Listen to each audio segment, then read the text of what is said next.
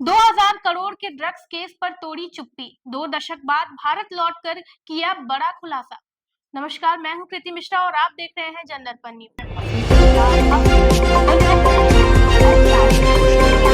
आप देख रहे हैं जनदर्पण माया नगरी, सितारों की दुनिया का असली रंग। 90 के दशक की मशहूर अभिनेत्री ममता कुलकर्णी ने आखिरकार 2000 करोड़ के ड्रग्स मामले पर अपनी चुप्पी तोड़ी है।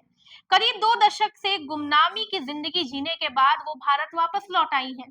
साल 2000 में देश छोड़कर विदेश में बस चुकी ममता ने अपने ऊपर लगे गंभीर आरोपों पर सफाई देते हुए कई अहम खुलासे किए हैं। ममता कुलकर्णी, जिन्होंने करण अर्जुन, सबसे बड़ा खिलाड़ी और बाजी जैसे सुपरहिट फिल्मों में अपनी अदाकारी का लोहा मनवाया, अब महाकुंभ 2025 का हिस्सा बनने के लिए भारत लौटी हैं।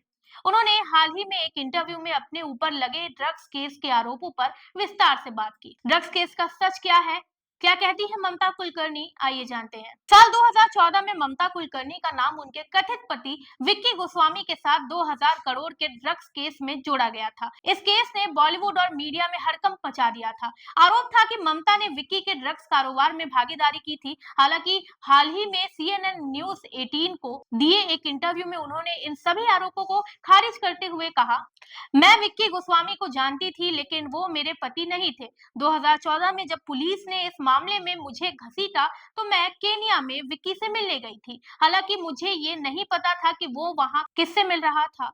मेरे नाम को ड्रग्स के कारोबार में जोड़ा गया था, लेकिन मेरा इस मामले से कोई लेना देना नहीं था। अब कोर्ट ने मुझे सभी आरोपों से बरी कर दिया है। वहीं ममता कुलकर्णी ने 2000 के दशक में बॉलीवुड और देश छोड़ दिया था, लेकिन अब वो वापस लौट आई हैं। सोशल मीडिया पर उन्होंने इस बात की जानकारी दी कि वो महाकुंभ 2025 में भाग लेने के लिए भारत लौटी हैं। ये उनके आध्यात्मिक सफर का हिस्सा है। 90 के दशक में जब ममता अपने करियर के शिखर पर थी, तब उन्होंने अचानक बॉलीवुड से दूरी बना ली थी।